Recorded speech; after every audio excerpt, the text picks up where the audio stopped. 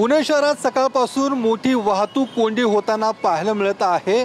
मी आता पुण्यातल्या जंगली महाराज रस्त्यावरती आहे आणि जंगली महाराज रस्त्यावर मोठ्या प्रमाणात गेल्या तासाभरापासून ही वाहतूक कोंडी झाल्याचं आपल्याला पाहायला मिळते। वाहनांच्या लांबच्या लांब रांग या ठिकाणी लागलेल्या आहे आणि रोज या ठिकाणी संध्याकाळच्या सुमारास या जंगली महाराज रस्त्यावर अशा पद्धतीची ही वाहतूक कोंडी होत असते। शहरातल्या अनेक रस्त्यांवरती सिंहगड रोड, स्वारगेट, हडपसर या भागात देखील सध्या मोठी वाहतूक कोंडी झाल्याचं पाहायला मिळतंय।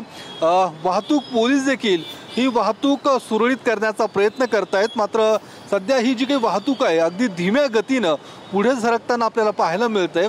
तासनतास पुणेकरांना या वाहतूक कोंडीचा मनस्ताप सहन करावा लागतोय, कारण गेल्या 2 दिवसांपासून पुणे शहरात मुसळधार असा पाऊस सुरू आहे आणि पावसामुळे अनेक ठिकाणी रस्त्यांना खड्डे पडलेले आहेत, सिग्नल्स बंद पडलेले आहेत आणि यामुळे अशा पद्धतीची ही वाहतूक कोंडी होताना पाहायला मिळते।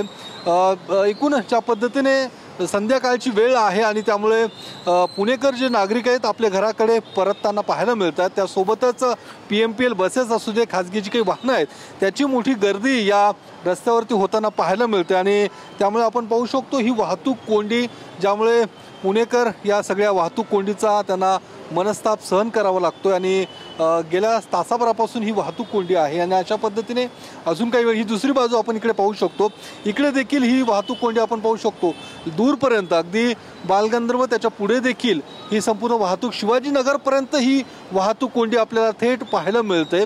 वाहनांच्या रांगा या ठिकाणी लागलेल्या आहेत आणि त्यामुळे या संपूर्ण वाहतूक कोंडीतून रस्ता काढत पुणेकर आपलं घर गाठताना पाहायला मिळतात। मात्र वाहतूक पोलीस देखील या ठिकाणी जी काही संख्या अपेक्षित आहे ती वाहतूक पोलिसांची अपेक्षित संख्या या ठिकाणी दिसत नाही आहे, त्यामुळे वाहतूक सुरळीत करण्यामध्ये अडचणी येताना पाहायला मिळतात।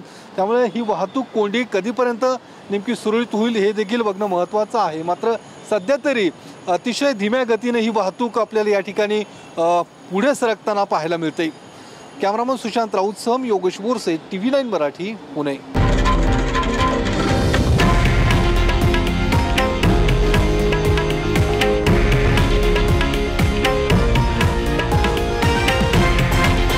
हे आहे देशातील नंबर 1 न्यूज नेटवर्क आणि आपण पाहत आहात TV9 मराठी, एकमेव।